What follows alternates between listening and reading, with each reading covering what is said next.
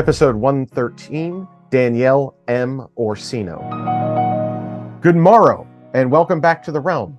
I am author J.V. Hilliard, and I have a very special guest today, another author, friend of mine, who also is an actress, a stunt woman, a cosplayer, a nurse, and a Hall of Fame martial artist. And today I welcome Danielle M. Orsino. Danielle, welcome to the Realm. Thank you so much for having me. I'm so excited to be entering the realm with you.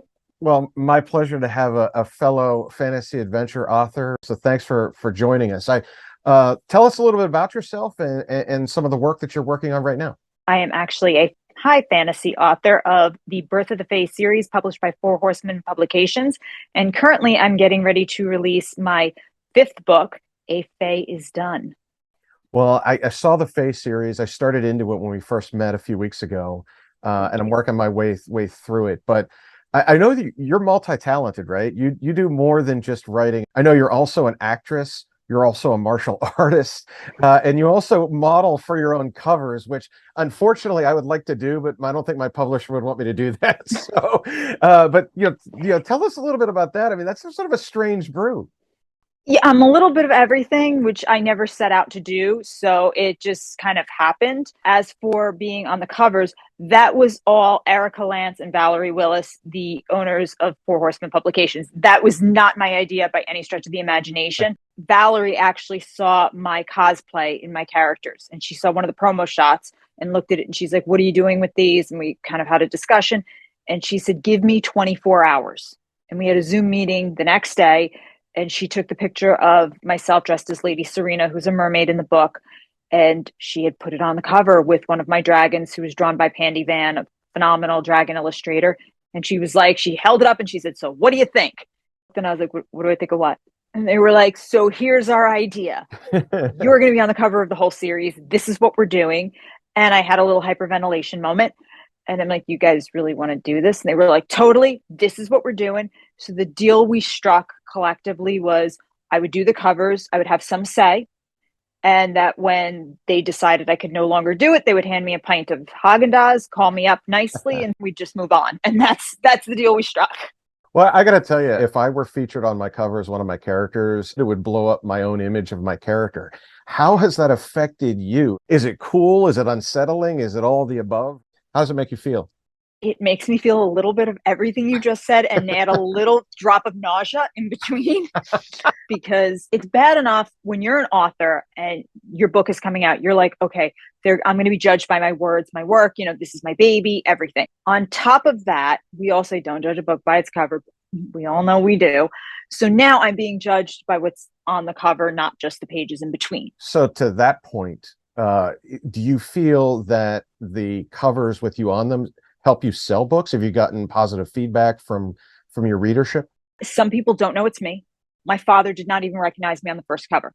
I sent it to him and he was like, "Okay, cool. It's a mermaid. Who's the chick?" And I'm like, that's me. And he's like, "No, it's not." So it's kind of been one of those mixed bag things. It's been kind of cool, but it is nerve-wracking when a new cover comes out because I'm like, "Ooh, what are they going to think?" Well, being an actress, I would think that might be almost second nature for you. Let's get into this act. The term actress for me is that's loose. I've done stunt work. I acted, quote unquote, in the trailer for Birth of the Fae, and that was only because I fit the costumes, and it was during COVID. So I got labeled as an actress because I fit the costumes and because I've done stunt work. Yeah, you mentioned something earlier about cosplay, and is that another way that you can market your materials?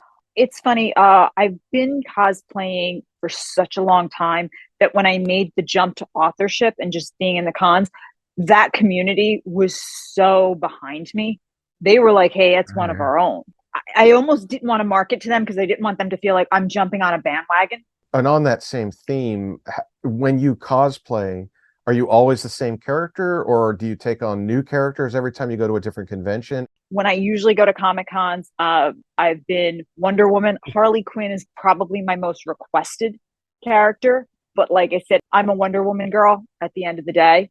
Okay. So, Danielle, what inspired you to start writing?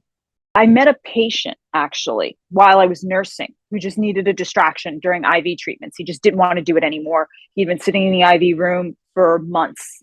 And so I just kind of sat him down, had a conversation, asked him to tell me something interesting about himself. And he mentioned that he had been recruited by the CIA out of college. And so we made some, conspiracy theory jokes. Sure. And he said, no, it was for the Trends and Intentions Division of the CIA, the most boring division. And I'm like, still, we could have found out where Lyme came from. And he said, yep, Plum Island. And I was like, no, to this day, I don't know what made me say this. I said the Fae. Don't know why, wasn't reading any books about the Fae. And he sat back in his chair and he said, who are the Fae? And I just made it up. I said, angels that were locked out of heaven after the war with Lucifer. And I just kind of got into this story and just kept talking. So every time he sat down, I would just tell him another chapter and just make it up. I don't know. I didn't know what I was doing. I just thought I was keeping this man entertained.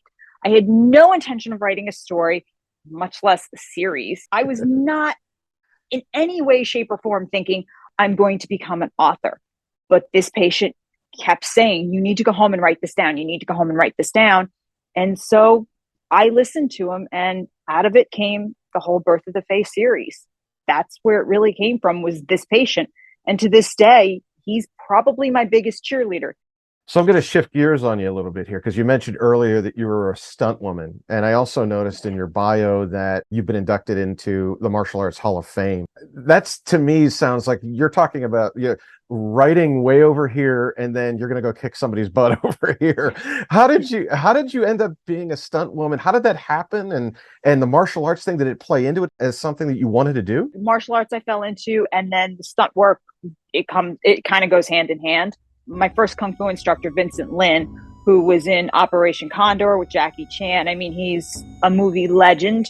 It was him. He was working, and he kept telling me, this is where you've got to head. This is where you've got to go. And that's how I first started, was just Vincent teaching me. I mean, he had taught me like break falls and basic stuff. He taught me fight choreography.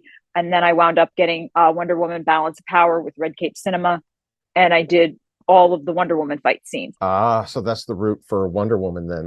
During all of these trials by fire that he put you through, I'm sure you've met a lot of famous people. Do you have a favorite, someone that treated you really well on set? I've met The Rock. Sure. He was extremely nice. He was coming up through the WWF. He was The Rock, the superstar of wrestling at the time. Right. But I wasn't a wrestling person, so I didn't really know. He was really, really cool to me.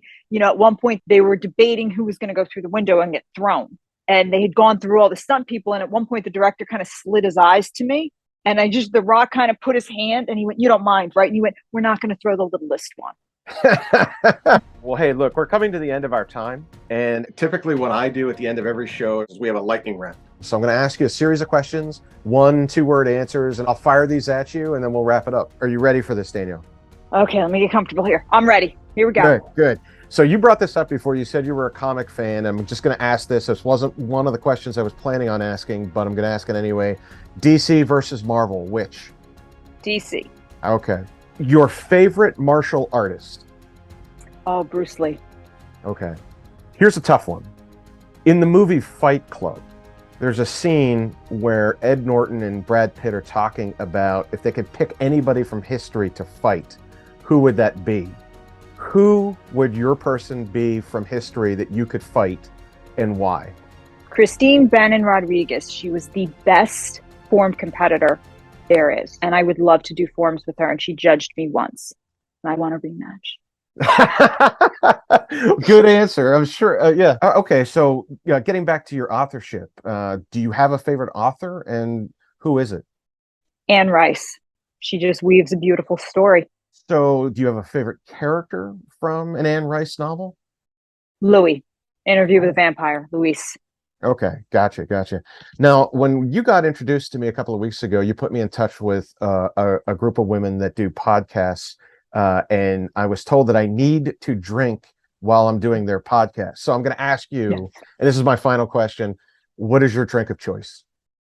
Barefoot Moscato or Barefoot Riesling. That's usually what I'm drinking when I'm doing drinking with authors with them. Yeah, I like Riesling too. I'm on the same train. So well, tell everybody where we can reach you, your socials, your website, how they can buy your stuff. Shameless self-promotion time. I'm getting That's good right. at this. That's There right. we go. Perfect. You can always find me at birthofthefae.com, fourhorsemanpublications.com, or the place that all the kids are going to right now is the app Booky Call, which is on iOS and Android. And it's kind of like your Tinder for books, where you find your next great book date, or Instagram at birthofthefae_novel. Great. And thank you, Danielle, for coming. We really appreciate having you on the Realm today. Thank you so much for having me. Chaos be with you. Thank you very much. A great name for a book, by the way. Thank you. Well, I told you guys I had a special guest. Danielle is one of my favorite people to talk to. And I do have a special announcement today. This week, book 2, Vorodin's Lair, was released on all distribution channels like Amazon, Apple Books, Barnes & Noble, Kobo, Rakuten. And in a couple of weeks, we'll be launching the audio version of the book. So I look forward to hearing what your thoughts are on that. And hopefully you guys remember to leave very kind reviews for me wherever you purchase it. And with that, thank you very much for visiting me on The Realm, and may your gods go with you.